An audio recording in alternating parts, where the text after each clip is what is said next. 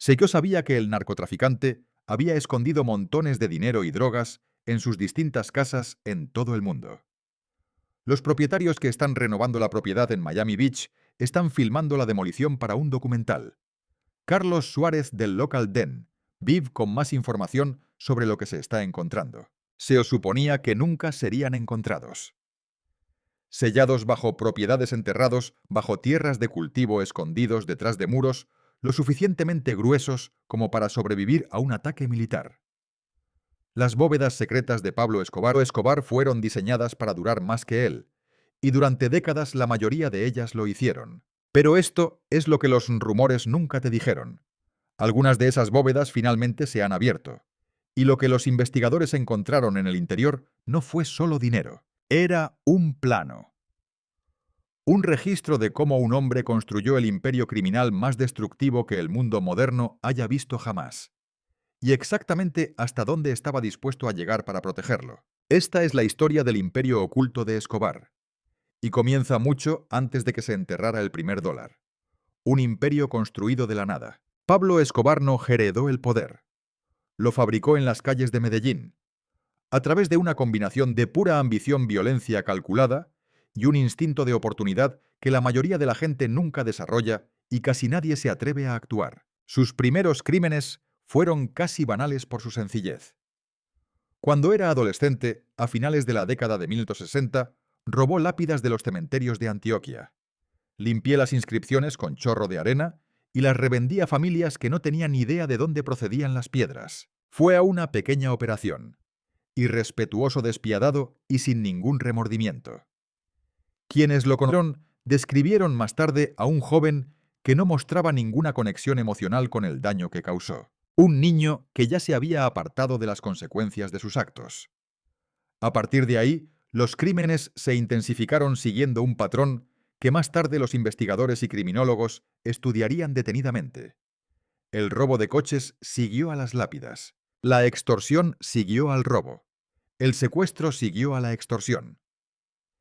En 1971, el grupo de Escobar había secuestrado y ejecutado al empresario de Medellín Diego Echavarría, embolsándose un rescate de $50.000 antes de deshacerse de la víctima de todos modos. El asesinato no fue solo un crimen, fue una señal. Uno que llegó a todos los rincones del Hampa colombiana. Se trataba de un hombre que no negoció de buena fe. Cobró y luego eliminó. Lo que transformó a Escobar de un peligroso criminal callejero a algo categóricamente diferente fue la cocaína. No la droga en sí, sino la escala que reconoció en ella en un momento en que casi nadie más lo hacía. En 1976, las rutas comerciales todavía se estaban formando. Las redes de distribución eran frágiles y desorganizadas. El apetito estadounidense por la cocaína estaba explotando y la infraestructura para alimentarlo apenas existía. Escobar vio todo esto con sorprendente claridad. Ese año fue detenido transportando 39 kilogramos escondidos dentro de la llanta de un vehículo cerca de Medellín. El arresto debería haber puesto fin a su carrera. Más bien se convirtió en una lección. Sobornó para salir de la detención. Los agentes que lo habían detenido fueron asesinados más tarde. Y a partir de ese momento, Escobar actuó según una filosofía que articularía por el resto de su vida.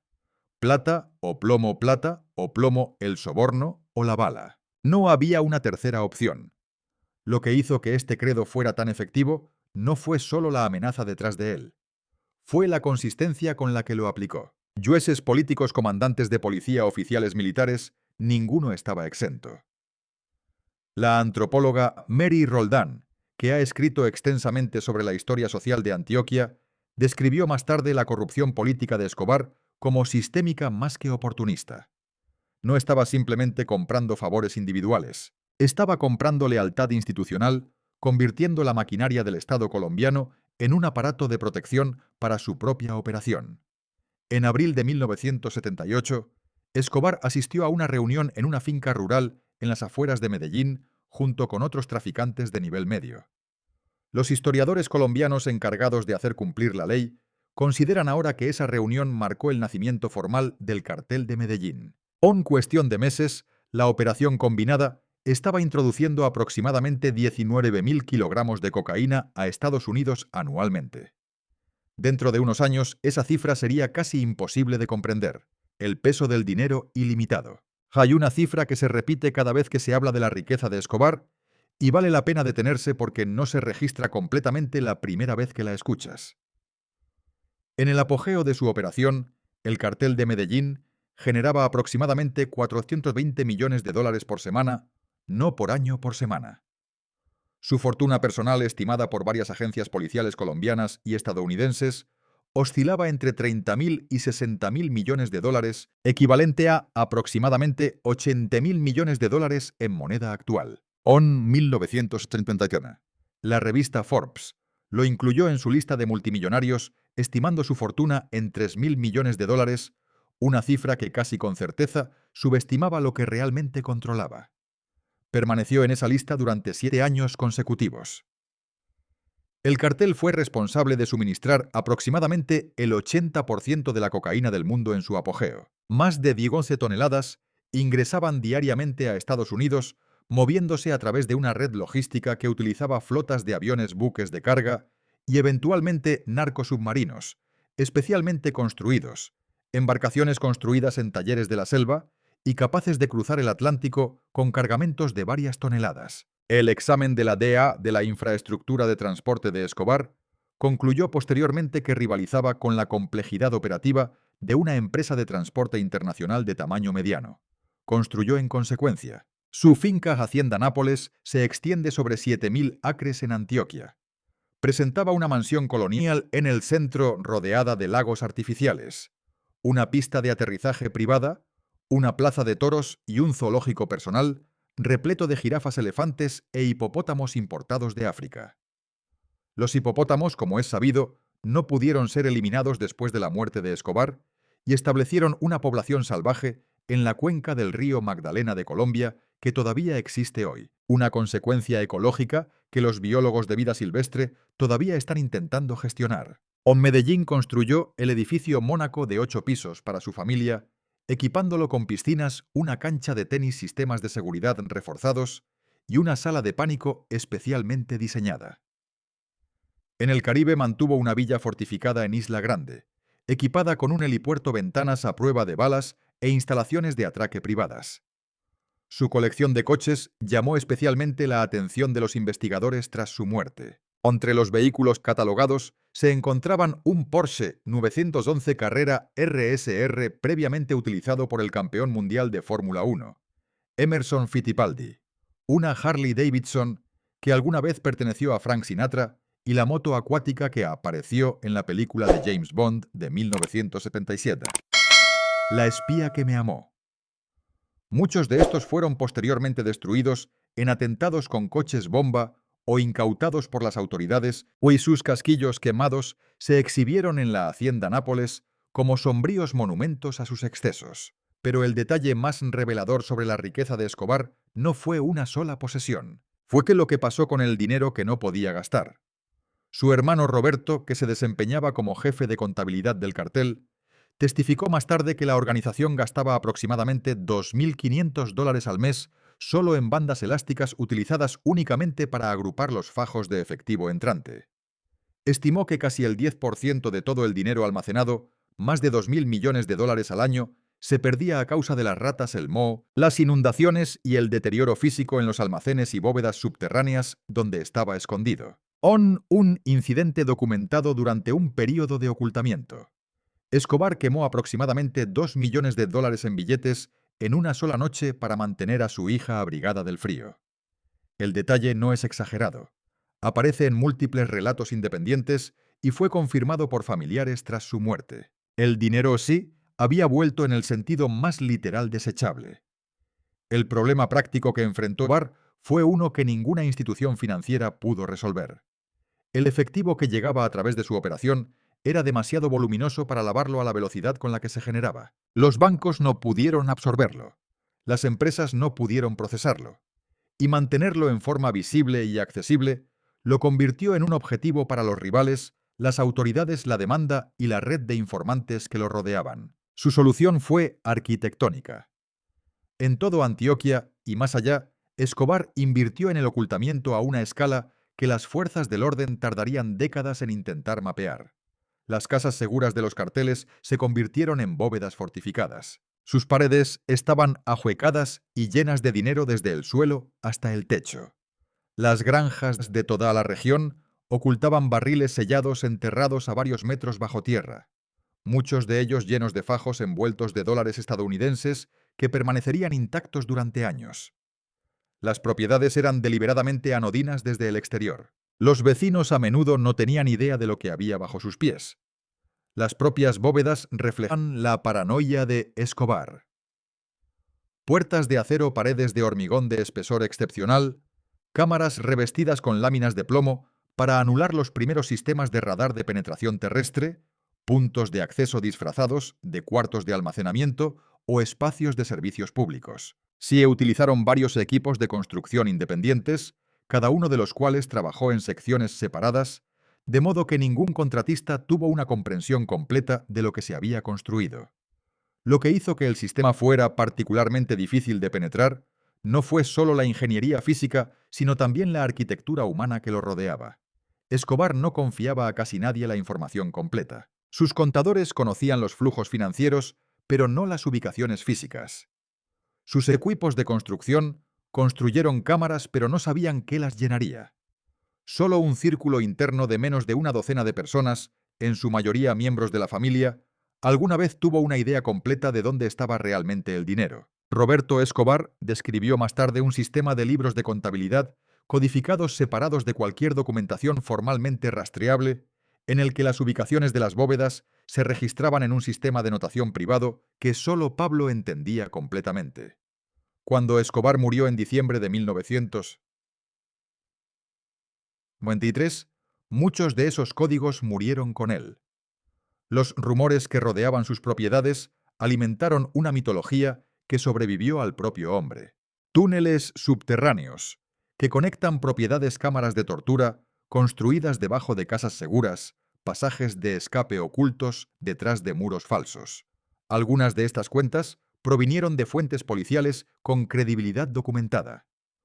Otros surgieron de la cultura más amplia del miedo, que Escobar cultivó deliberadamente un paisaje donde los rumores servían para el mismo propósito que una puerta cerrada. En Miami, la mansión rosa, que compró en North Bay Road en Miami Beach, se convirtió en una de las propiedades más analizadas en la historia de la ciudad después de que las autoridades estadounidenses la confiscaran a mediados de los años 1980.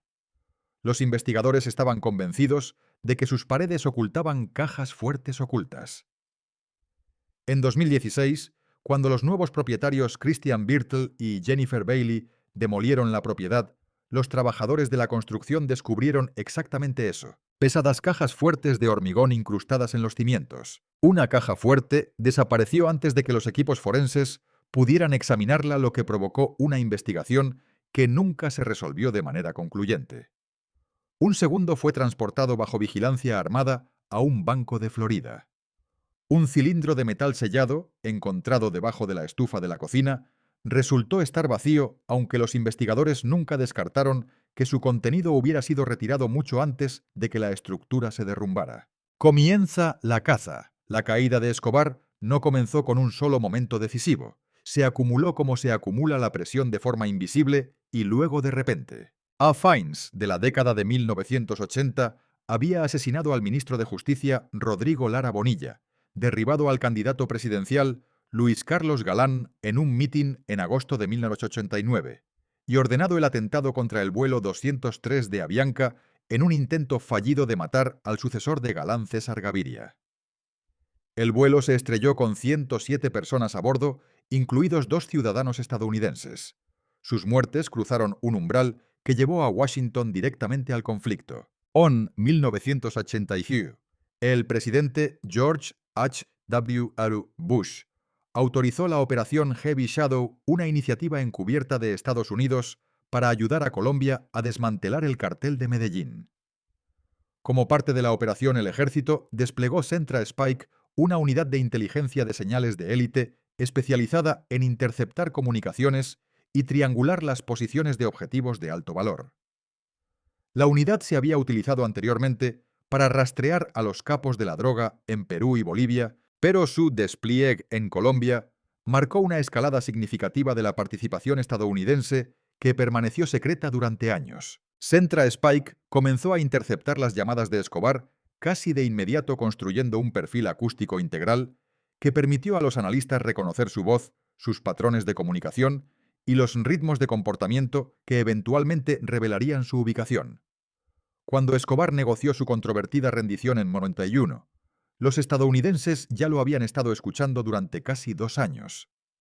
La rendición en sí fue una medida calculada. Escobar negoció un acuerdo con el gobierno colombiano en el que cumpliría un máximo de 5 años de prisión a cambio de no ser extraditado a Estados Unidos. En lugar de ingresar a una instalación controlada por el Estado, se le permitió construir su propia prisión, la catedral en la cima de una montaña con vista a Medellín. Seleccionó a sus propios guardias reclutados entre hombres leales a él personalmente. El complejo estaba equipado con un campo de fútbol, un bar, un jacuzzi, una cascada, comedores privados y, según relatos de funcionarios de inteligencia colombianos y estadounidenses, un telescopio apuntado a la ciudad. La catedral era menos una prisión que un centro de mando con cercas teatrales a su alrededor. Desde adentro, Escobar continuó dirigiendo las operaciones del cartel. En julio de 1942, cuando el gobierno colombiano finalmente decidió transferirlo a una instalación legítima luego de informes de que había ordenado la tortura y ejecución de 4 asociados dentro del complejo, ya se había ido. Había escapado a través de una sección de pared que había sido construida mediante un diseño deliberado con hormigón debilitado intencionalmente. Cuando las tropas entraron al edificio, Escobar había desaparecido en la niebla de los Andes con 9 de sus hombres. La fuga humilló al gobierno colombiano y acabó con la paciencia que Estados Unidos había mantenido para encontrar soluciones diplomáticas. El embajador de Estados Unidos, Morris Busby, ex oficial de la Marina y especialista en contraterrorismo, convocó una reunión de estrategia de emergencia dentro de la bóveda revestida de acero de la embajada con el jefe de la DEA Joe Toft, el jefe de la estación de la CIA Bill Wagner y el mayor Steve Jacoby de Centra Spike. La conclusión fue unánime. La caza no terminaría con el arresto. La trampa de cierre. El coronel Hugo Martínez había estado persiguiendo a Escobar desde finales de los años 1980. Había sobrevivido a intentos de asesinato, había descubierto bombas colocadas debajo de la casa de su familia, y un conocido en común le había ofrecido personalmente un soborno de $6 millones, un soborno que rechazó sin negociación. Cuando regresó de un período de reasignación temporal en Madrid a finales de 1900, estaba reconstruido y concentrado. Reestructuró el bloque de búsqueda en una fuerza de 600 hombres. Soldados y policías se entrenaron juntos en una unidad de ataque con un solo propósito. El apoyo estadounidense transformó la operación de Martínez. Centra Spike proporcionó inteligencia de señales en tiempo real que las unidades colombianas nunca antes habían poseído. Los operadores de la Fuerza Delta llegaron a Bogotá bajo cobertura civil en julio de 1992, apenas 2 días después de la fuga de Escobar de la Catedral. Su papel operativo fue cuidadosamente construido para evitar violar la ley colombiana que prohíbe tropas de combate extranjeras en suelo nacional, técnicamente sirviendo como asesores y entrenadores al mismo tiempo que proporcionaban inteligencia que impulsaba directamente las operaciones de incursión. La persecución fracturó sistemáticamente la red de apoyo a Escobar. Los Pepes perseguidos o Pablo Escobar. Personas perseguidas. Por Pablo Escobar surgieron como una fuerza extrajudicial compuesta por antiguos aliados convertidos en enemigos. Entre sus miembros se encontraban las viudas de Fernando Galeano y William Moncada, 2 socios del cartel que Escobar había ejecutado en Montevideo después de una disputa por dinero. Junto a ellos estaba Diego Murillo, conocido como Don Berna, un exteniente de Escobar que había visto al hombre devorar su propia red y había elegido la supervivencia antes que la lealtad. Los Pepes bombardearon las propiedades de Escobar, mataron a sus asociados y enviaron mensajes inequívocos al dejar cadáveres en espacios públicos. Si bien los funcionarios estadounidenses condenaron públicamente sus métodos, la DUDE a el agente Javier Peña reconoció más tarde en entrevistas que la campaña del grupo fue posiblemente la presión más efectiva aplicada contra Escobar durante toda la cacería. Destruyeron su infraestructura más rápido de lo que podía reconstruirse y eliminaron la sensación de invulnerabilidad que siempre había sido fundamental para su control psicológico. Dolores Ahumada Moncada, esposa del hombre que Escobar había matado, fue llevada a Washington bajo la orden de la DEA. Protección y registrado como informante AE junio 2053. Su inteligencia sobre las finanzas, las propiedades y el círculo íntimo de Escobar fue según la DEA.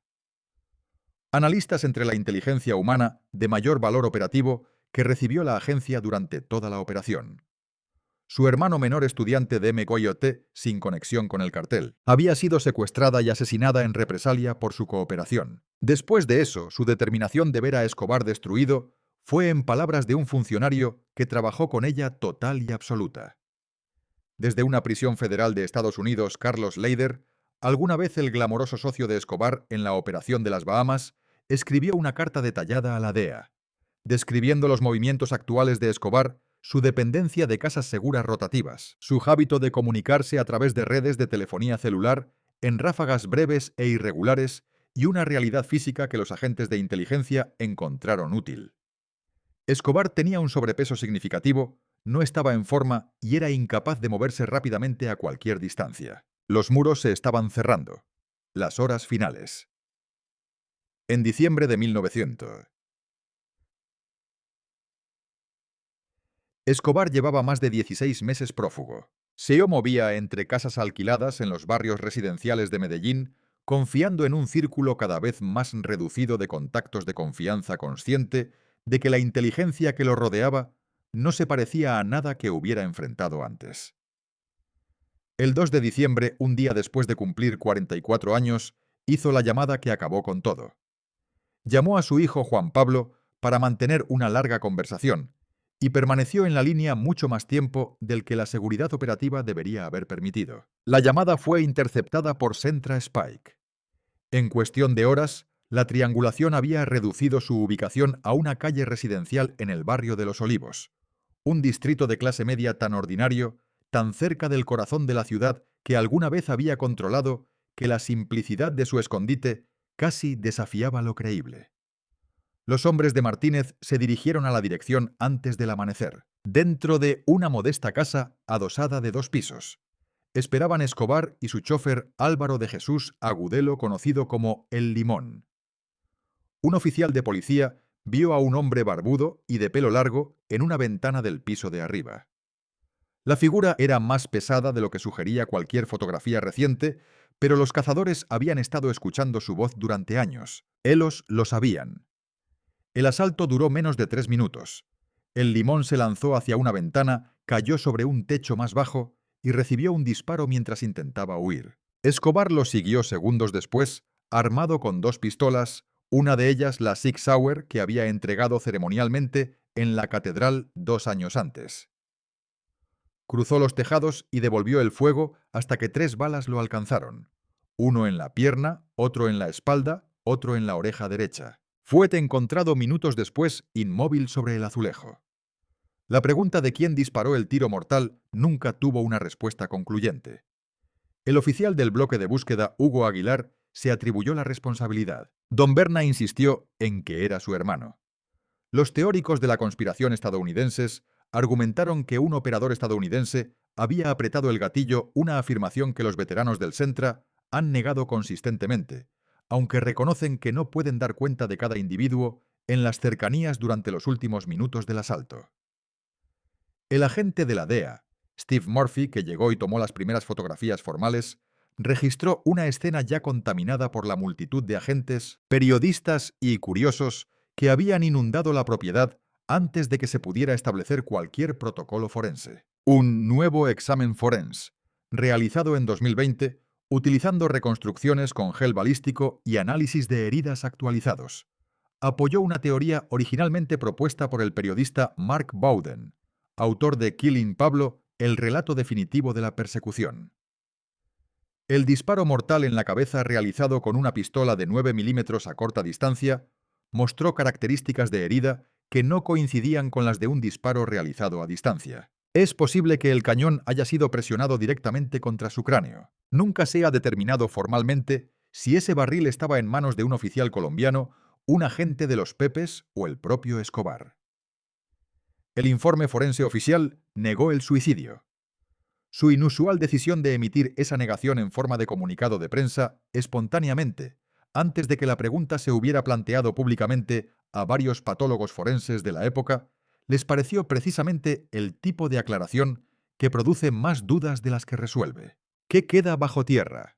Después de la muerte de Escobar, Colombia intentó dar cuenta de los miles de millones que se habían movido a través del cartel durante sus años pico. Los resultados fueron humillantes. Las autoridades colombianas han recuperado oficialmente aproximadamente 75 millones de dólares en activos relacionados con Escobar. Una cifra que los investigadores creen ampliamente que representa menos del 10% de lo que realmente se ocultó. En 1989, fotografías publicadas por periódicos colombianos documentaron el descubrimiento de 4 millones de dólares en barriles enterrados en Antioquia. En 1990 se recuperaron 25 millones de dólares junto con lingotes de oro de un almacén del cártel. En 2000 se encontraron 10 millones de dólares durante trabajos de renovación en Hacienda Nápoles, donde los trabajadores rompieron un piso de concreto y descubrieron una cámara sellada que había permanecido intacta durante casi 2 décadas. En 2020, el sobrino de Escobar, Nicolás Escobar Genao, afirmó haber recuperado 18 millones de dólares de una casa en Medellín guiado, dijo por una visión. Describió fajos de dinero en efectivo, envueltos en plástico junto con un bolígrafo dorado, una máquina de escribir manual y un teléfono satelital. La mayor parte del dinero había sido destruido por la humedad y el crecimiento de hongos. Reconoció que el hallazgo no era el primero que hacía, y se negó a decir dónde habían estado los demás.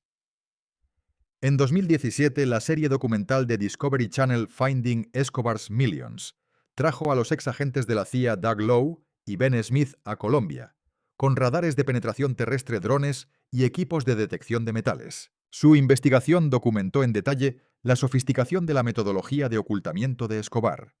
Cajas fuertes revestidas de plomo, pisos falsos, cámaras abovedadas diseñadas para ser invisibles a la tecnología de escaneo estándar de la época. Descubrieron una caja fuerte que resultó estar vacía. Nunca encontraron los miles de millones. En Antioquia, un agricultor descubrió tambores sellados de moneda estadounidense tan bien conservados que los investigadores describieron los billetes como recién impresos. La cuestión legal de quién era el propietario del hallazgo, si el agricultor, el Estado colombiano o las víctimas de la violencia de los cárteles, nunca se resolvió por completo y encendió un debate sobre la política de recuperación que continúa hoy en forma modificada. La conclusión más inquietante a la que llegan los investigadores y contadores forenses que han pasado décadas intentando rastrear la fortuna oculta de Escobar, es simple. Es probable que la mayor parte todavía esté ahí afuera, enterrada en campos, sellada, detrás de concreto y propiedades que han cambiado de manos varias veces, guardada en bóvedas debajo de tierras que nadie ha pensado todavía en examinar. Las ratas y el mojo siguen funcionando. O en algunos casos es el dinero, lo que realmente contenían las bóvedas. Cuando las autoridades colombianas allanaron la Hacienda Nápoles y la red de casas seguras conectadas a ella, a principios de la década de 1990 encontraron lo que todos esperaban, todos. Montones de dinero en efectivo. Contenedores sellados. La evidencia física de un imperio basado en efectivo que funciona a escala industrial. Lo que no esperaban, o quizás para lo que no se habían preparado del todo, era la documentación. Escondidos en contenedores impermeables, a lo largo de las bóvedas, había libros de contabilidad, registros meticulosos y escritos a mano de cronogramas de envío, listas de pagos y transacciones financieras que se extienden desde Colombia hasta Miami y Madrid. Listas de sobornos organizadas por destinatario, monto y fecha. Los nombres de políticos, jueces, comandantes de policía y oficiales militares que habían estado en la nómina del cartel, organizados no por categoría moral, sino por utilidad operativa, la forma en que una empresa organizaría a sus proveedores. Para los fiscales tanto de Colombia como de Estados Unidos, estos registros fueron extraordinarios. confirmaron en la propia documentación de Escobar lo que los investigadores habían sospechado, pero tuvieron dificultades para establecerlo legalmente: que la corrupción que permitió el funcionamiento del cartel no era periférica a su estructura, fue la estructura. Ex socios y residentes de propiedades relacionadas con Escobar también describieron habitaciones que nunca aparecieron en la documentación oficial. Espacios insonorizados equipados con sistemas de drenaje y ganchos metálicos que no cumplían ningún propósito arquitectónico que una estructura legítima requeriría. Los investigadores nunca confirmaron formalmente la existencia de cámaras de interrogatorio o salas de tortura dentro de las redes de bóvedas, pero las descripciones físicas recopiladas de múltiples fuentes independientes durante muchos años fueron lo suficientemente consistentes como para que los historiadores colombianos encargados de hacer cumplir la ley las hayan tratado como creíbles. Escobar construyó sus bóvedas para proteger su riqueza. Lo que en realidad conservaron fue evidencia de lo que había costado esa riqueza. Pablo Escobar fue asesinado a tiros en una azotea de Medellín el 2 de diciembre de 1993. Colombia celebró en las calles. Estados Unidos se felicitó por la eficacia de su operación encubierta. Y por un momento, el peso del terror que había presionado a todo un país durante casi 2 décadas pareció aliviarse. No desapareció. El colapso del cartel de Medellín creó un espacio que fue ocupado casi de inmediato por el cartel de Cali, ya organizados, ya operativos y a la espera. La capacidad de exportación de cocaína de Colombia apenas flaqueó. La violencia que había sido el instrumento de Escobar se convirtió en el instrumento de quien vino después. Lo que terminó en esa azotea no fue la guerra contra las drogas. Lo que terminó fue el extraordinario control que un hombre tuvo sobre él. Un hombre que comenzó con lápidas robadas y construyó en menos de 20 años un imperio tan vasto que una parte importante de su riqueza nunca ha sido encontrada. Algunas de esas bóvedas han sido abiertas. La mayoría de ellos no lo han hecho. Gracias por mirar. Si quieres más historias como esta, investigadas y contadas adecuadamente, suscríbete y toca la campana de notificación. Nos vemos en la próxima.